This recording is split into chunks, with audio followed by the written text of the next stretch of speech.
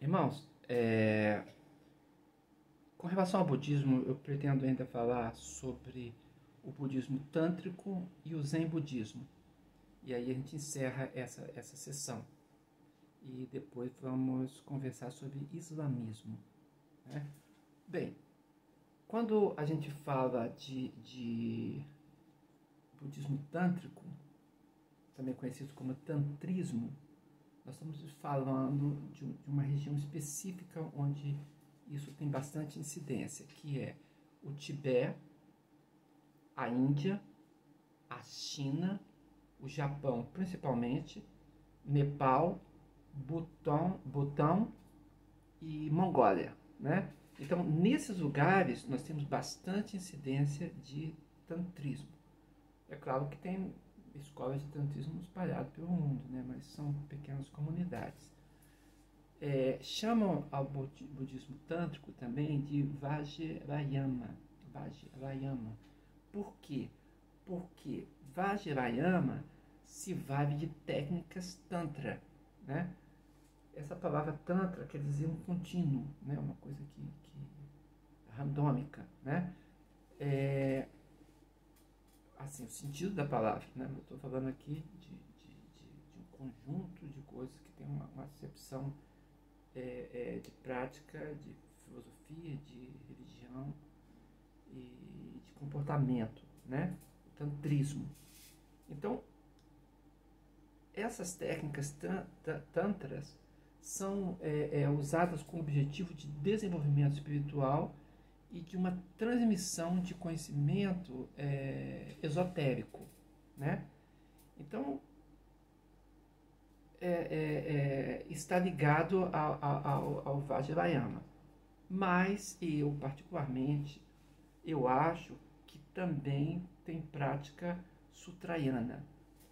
Eu vou explicar só para te dar um contexto, né? Mahayana tem dois caminhos. Um caminho é o Sutrayana e o outro caminho é o Vajrayana. O caminho Sutrayana é do aprimoramento através do acúmulo de méritos, ok? E de sabedoria, né? Já quando a gente fala de Vajrayana, nós estamos dizendo sobre o caminho da iluminação. Então eu acho que o tantrismo tem um pouco dos dois. É claro que é mais Vajrayana, mas eu acredito que também se quer mérito, que se junte mérito. Pelo menos quando a gente conversa com as pessoas que seguem essa linha de budismo, né, o tantrismo, me parece que eles têm uma atenção por méritos também, acúmulo de méritos, né?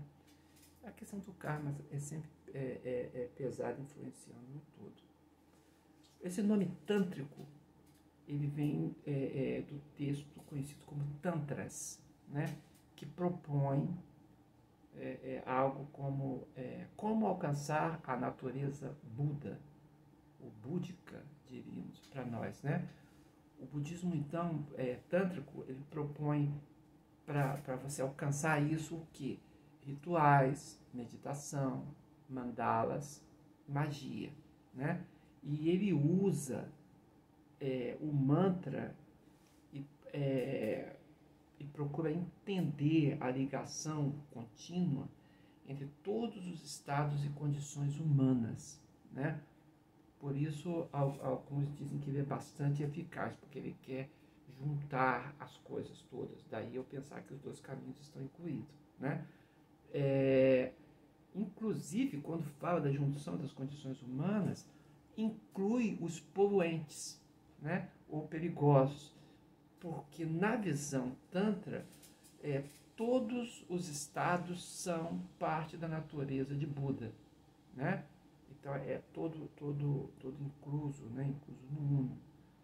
O budismo tântrico, então, ele tenta conciliar. A ideia dele é uma ideia de conciliação de todos os estados e emoções, reconhecendo que tudo faz parte dessa natureza Buda, que é uma natureza essencial para todas as pessoas, né?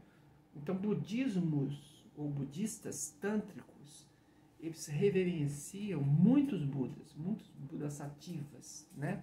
Inclusive Amida também, eles incluem também o Buda da luz infinita, porque para eles pensam que tudo faz parte dessa natureza, então eles conseguem lidar com contradições.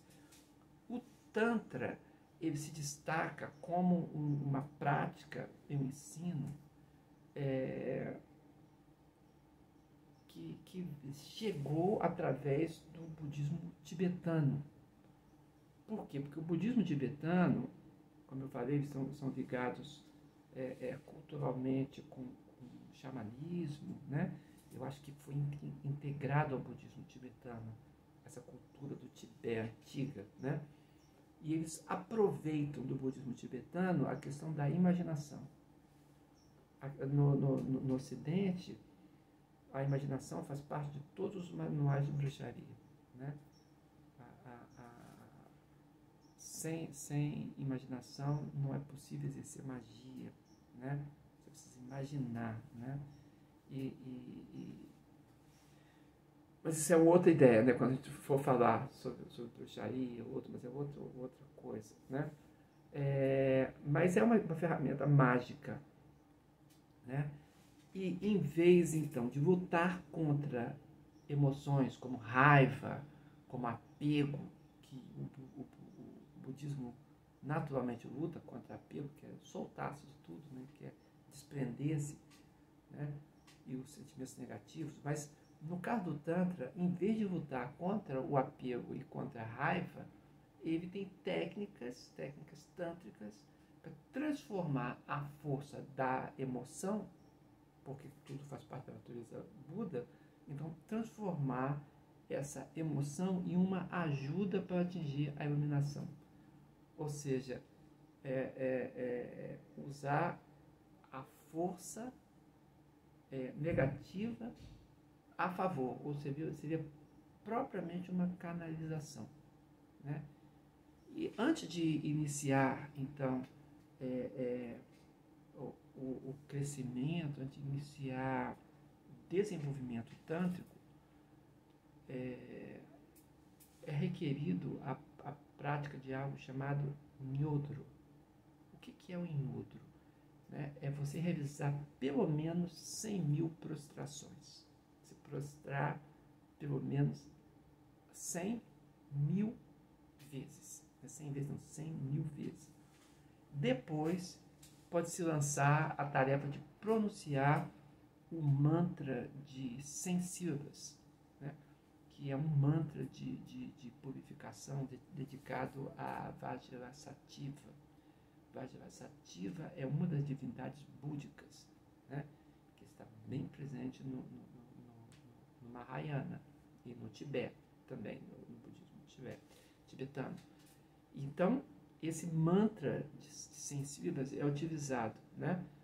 A crendice tântrica diz que a recitação do mantra por 21 vezes durante o dia vai fazer o karma negativo deixar de crescer, deixar de se multiplicar, de aumentar, porque o que você errou já errou mesmo, né? Eles não tem correção para isso. Não existe o conceito de perdão no karma, entendeu? Esse conceito cristão de Cristo perdoar, né? Da regeneração, né? Que é uma das doutrinas básicas do cristianismo, regeneração, justificação e santificação. São as 3 doutrinas básicas do cristianismo, né? Totalmente fora, entendeu? A santificação seria incluída aqui nos exercícios e tal, na purificação. Mas regeneração e justificação não, porque tudo depende de você mesmo. A justificação do cristianismo é um ato de Deus, né?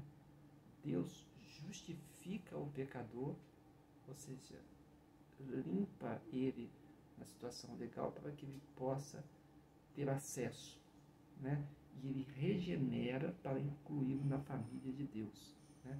Mas no caso aqui, nós estamos falando que o que foi, Você vai pagar em outra vida, isso não tem jeito. Mas, através da recitação desse mantra de 100 sílabas, se consegue, então, não crescer com a dívida. Então, a proposta é resolver o que vem adiante, né? O mantra de 100 sílabas é bem interessante, mas existe uma versão curta dele, que a pessoa também pronuncia, né? Eu vou dizer só alguns detalhes, porque é interessante. Numa das cláusulas desse mantra, estou falando dessa versão mais curta, né? Ele diz bem assim, ele declara o Om, né? O Om corporifica aquilo que é mais louvável, né? É o compromisso de Vajrasattva, né?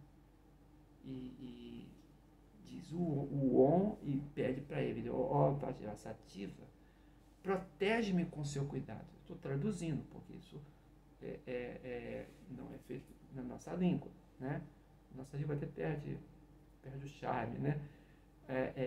Protege-me com o seu cuidado, estabiliza a sua presença em mim, para que eu tenha satisfação. Ele fala, assegure o meu total desenvolvimento, tenha um interesse apaixonado por mim. Por favor, faça com que a minha mente seja virtuosa, né? Então essas são as coisas. Ele fala também da sílaba da energia, que é o ha, né? A sílaba da energia vital, da mente iluminada, né? Que indica as 4 atitudes incomensuráveis, né? 4 atitudes incomensuráveis, 4 iniciações, os 4 graus de regozijo e os 4 caías. Então, tudo isso está, né, nesse ha. E tem o ro também, que é o riso de deleite, né? Então, essa prece fala isso, né? No final dela, ele fala assim, Vajra, não me abandone, por favor, dote-me com a natureza Vajra, né? Então, é uma oração interessante, mas você está vendo que é centrado num clamor para o desenvolvimento, num clamor para integração da mente, né? E num clamor de transcendência. Citando algumas coisas apenas, um mantra de 100 sílabas, né? Inicia com o Om. O Tantra então, um sistema de práticas do budismo Mahayana, influenciado pela escola do Tibete, e que tem o objetivo no alcance da iluminação budistas. Tem outras práticas, né, que podemos dizer do tantrismo, por exemplo, o direcionamento seguro, a busca de refúgio, a determinação para se libertar do sofrimento e das causas do sofrimento, que é o tema da renúncia, a disciplina ética, que é a disciplina do rigor, o famoso bodhicitta, que é seguir a iluminação em benefício de outros, ou no benefício coletivo, né? Isso é uma coisa interessante. As 6 atitudes de alcance vasto, que é a busca pelas 6 perfeições, que já mencionamos, a concentração, né, que é muito presente, né, o exercício mental, a consciência discriminativa da vacuidade, que é um padrão bem filosófico, né? Então, tendo como alvo a purificação dos potenciais negativos, daquilo que potencialmente negativo precisa ser controlado, e edificação de potenciais positivos que precisa ser desenvolvido, o Tantra vai seguindo suas dinâmicas e dizendo, né, os mestres dizem aos praticantes que a iluminação pelo caminho Sutrayana é mais longo. Eles insistem em falar isso, né?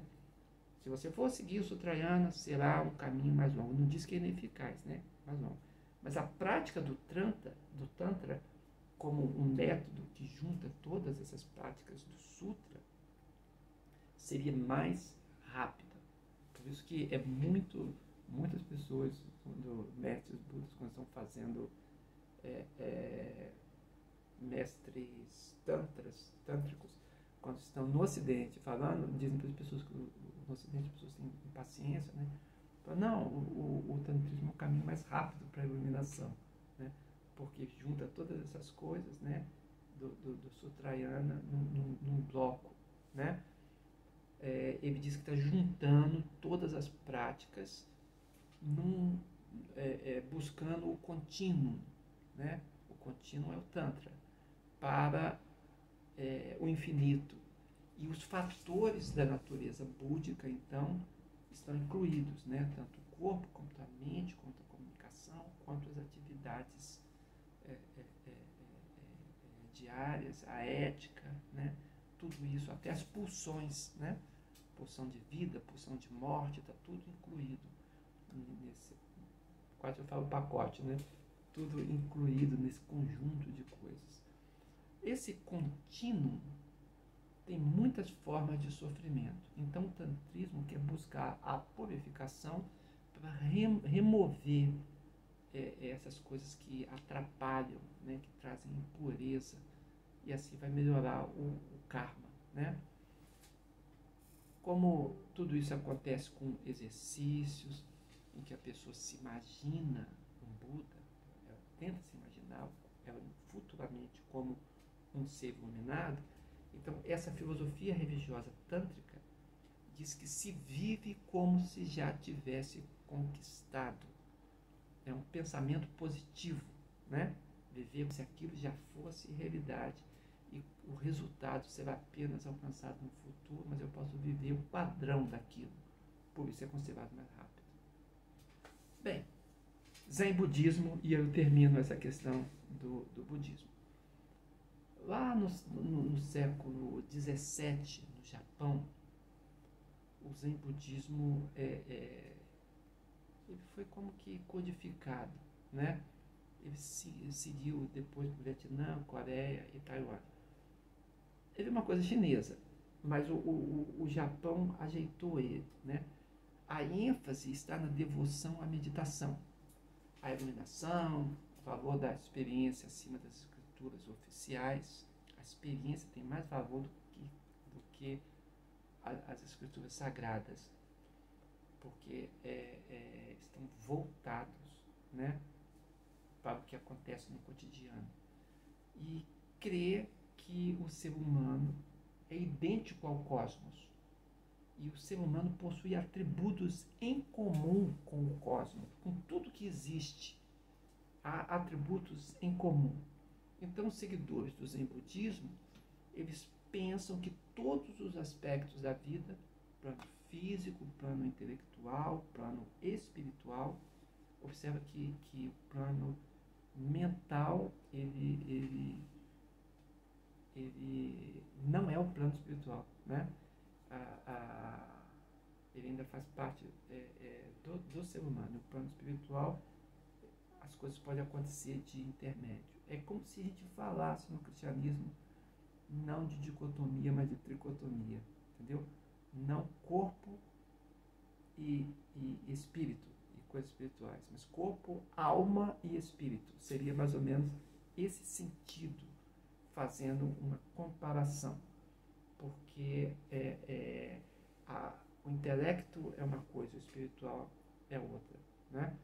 Então tudo isso é permeado pela religião Zen. Eles valorizam muito o minimalismo na poesia, nos jardins, na arte. Tudo é apreciação zen budista, né? Muitos dos jardins que nós vemos no Ocidente, chamados jardins japoneses, né? A gente encontra em Caldas Novas, né?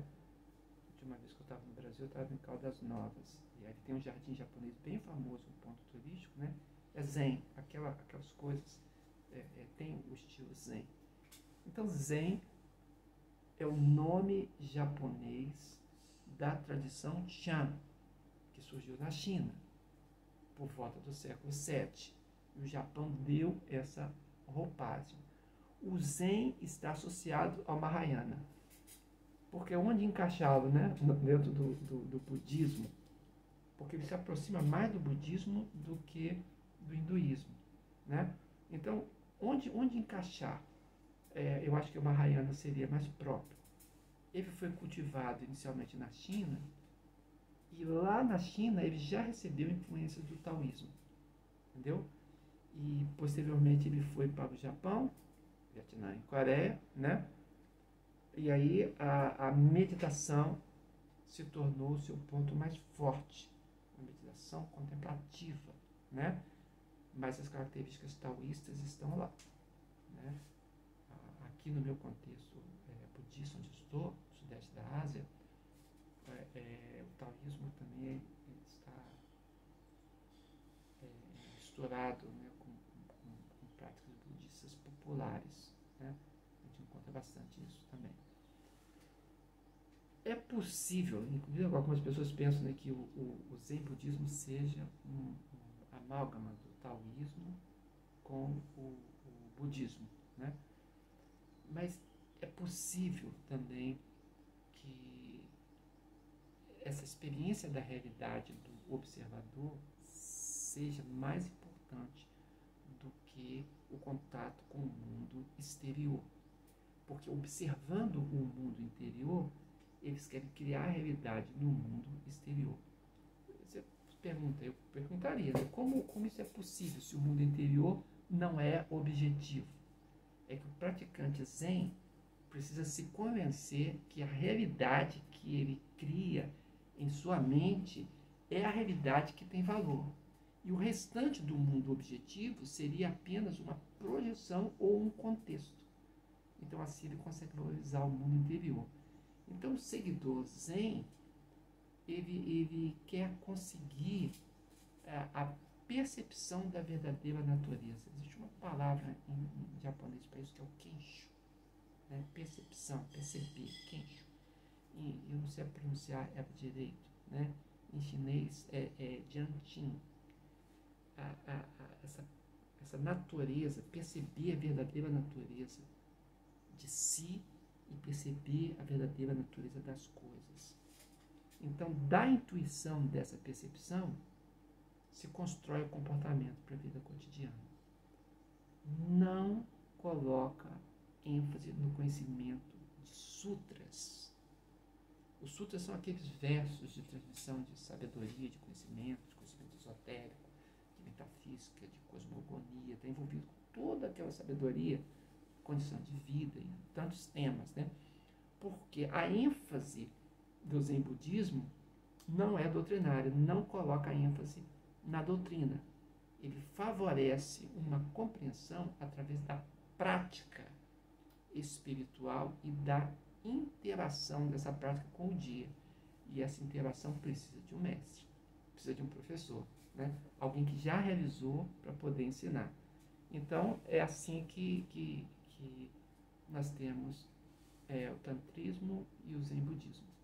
E aqui eu vou encerrando o budismo e eu faço esse convite. Vamos conversar sobre islamismo, dizer um pouco de islamismo, porque o islamismo faz parte também das religiões mundiais, principalmente da ênfase que eu estou aqui no meu contexto, porque eu moro na Ásia, né? Então aqui é muito forte, né? Bem, vamos seguir. Eu agradeço, Valdeir Contar é meu nome, estou seguindo com